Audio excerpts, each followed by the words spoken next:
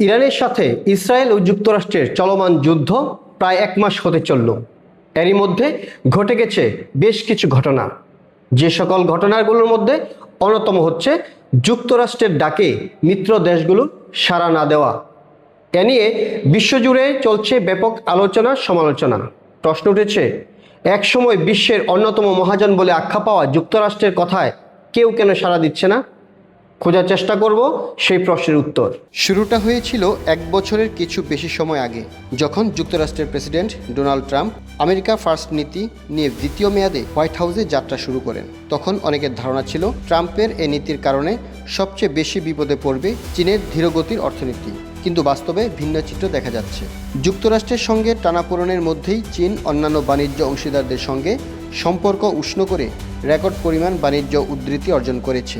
বিশ্লেষকদের মতে ট্রাম্প প্রশাসনের নীতির কারণে নিজেদের পুরনো মিত্রদের সঙ্গে যুক্তরাষ্ট্রের সম্পর্ক দুর্বল হয়ে পড়েছে। অপরদিকে কানাডা ও ভারতের মতো গুরুত্বপূর্ণ অংশীদারদের সঙ্গে সম্পর্ক জোরদারের দিকে মনোযোগ দিয়েছে চীন। ফলে 2025 সালে বিশ্বের দ্বিতীয় বৃহত্তম অর্থনীতির বাণিজ্য উদ্ধৃতি দাঁড়িয়েছে $1,20,000 কোটি। একই সময় চীনের মাসিক বৈদেশিক মুদ্রা প্রবাহ ছুঁয়েছে $10,000 কোটি, যা চীনের এযাবৎকালের ইতিহাসে সর্বোচ্চ। পাশাপাশি বৈশ্বিক লেনদেনে চীনের মুদ্রা ইউয়ানের ব্যবহারও উল্লেখযোগ্যভাবে বেড়েছে।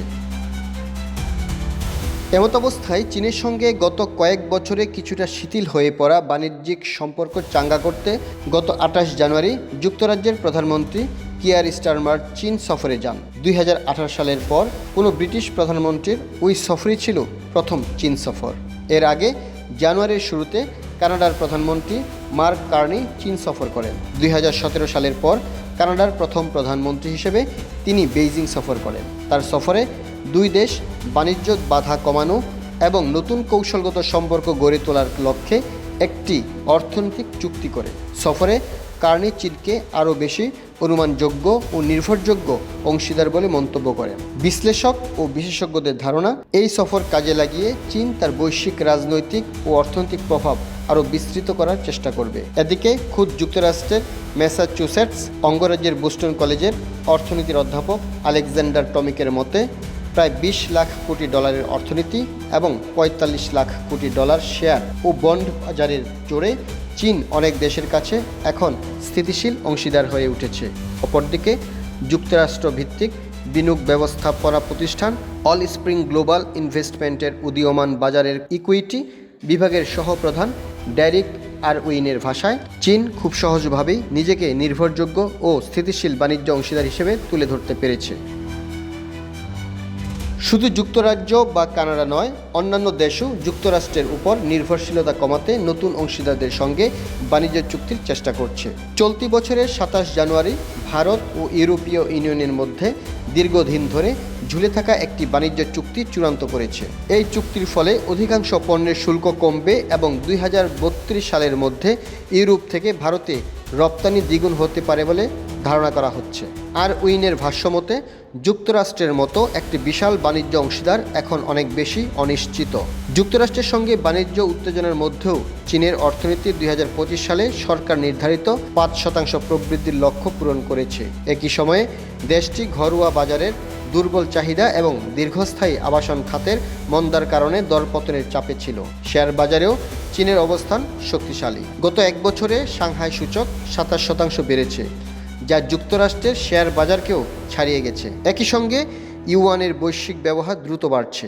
ট্রাম্পের অস্থিতিশীল বাণিজ্য ও কূটনীতিক নীতির কারণে অনেক বিনিয়োগকারীর কাছে ডলার ক্রমেই কম আকর্ষণীয় হয়ে উঠেছে।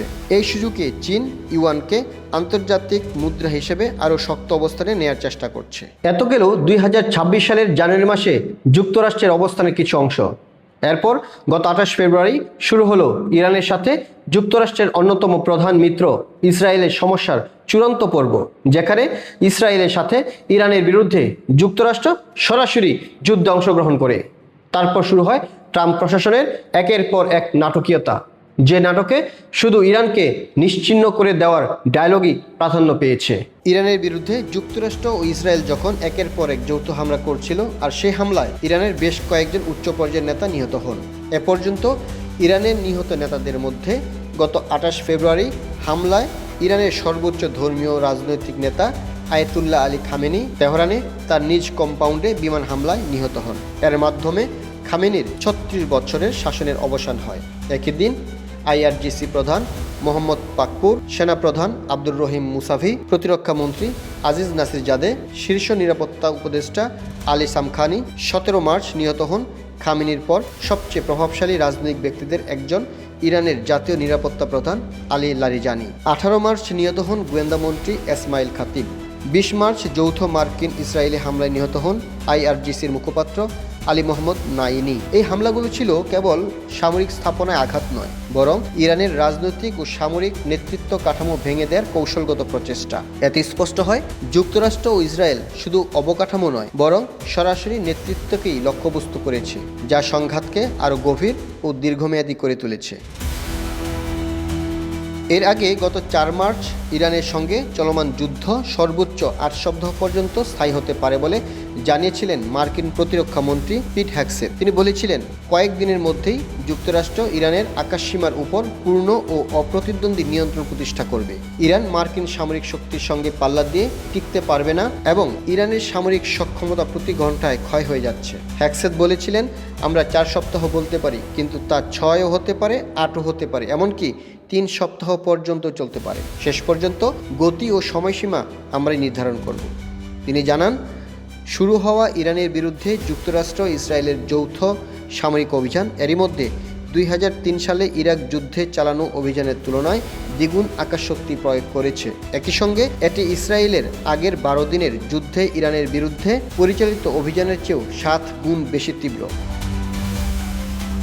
এদিকে যুক্তরাষ্ট্রের অব্যাহত হুমকিতে বসেনি ইরান। যুক্তরাষ্ট্রের মতো বড় বড় গুলি না ছুড়ে দেশটি তার কাজের মাধ্যমে জবাব দিতে শুরু করে। ইউরোপ ও মধ্যপ্রাচ্য যে দেশই যুক্তরাষ্ট্র ইসরায়েলের পক্ষ হয়ে ইরানের বিরুদ্ধে মন্তব্য করে, সে দেশকেই টার্গেট করে হামলা চালায় ইরান। এর মাধ্যমে ইরান জানান দেয় তার সামরিক শক্তির অবস্থান। শুধু তাই নয়, সামরিক হামলার পাশাপাশি শত্রুদের থামাতে ইরান শুরু করে কৌশলী যুদ্ধ। ঘোষণা দেয় বিশ্বের 20% দেশের জ্বালানিসহ পণ্য যাতায়াতের একমাত্র পথ হরমুজ প্রণালী বন্ধ করে দেওয়ার। ইরানের এক ঘোষণাতেই নড়েচড়ে বসে বিশ্ব বিবেক। বড় ধাক্কা লাগে যুক্তরাষ্ট্র ও ইসরায়েলও। ইরানের এমন ঘোষণার পরপরই বিভিন্ন দেশে শুরু হয়ে যায় জ্বালানি সংকট, প্রায় বন্ধ হয়ে যায় বিশ্বে জ্বালানি তেল সরবরাহ। যুক্তরাষ্ট্রে ব্যারেল প্রতি জ্বালানি তেলের দাম বৃদ্ধি পায় $120 পর্যন্ত। মুখে যত বড় বড়ই কথা বলুক না কেন, ডোনাল্ড ট্রাম্পের আসলে বুঝার বাকি নেই যে ইরানের সাথে পেরে ওঠা তার অতটা সহজ নয়।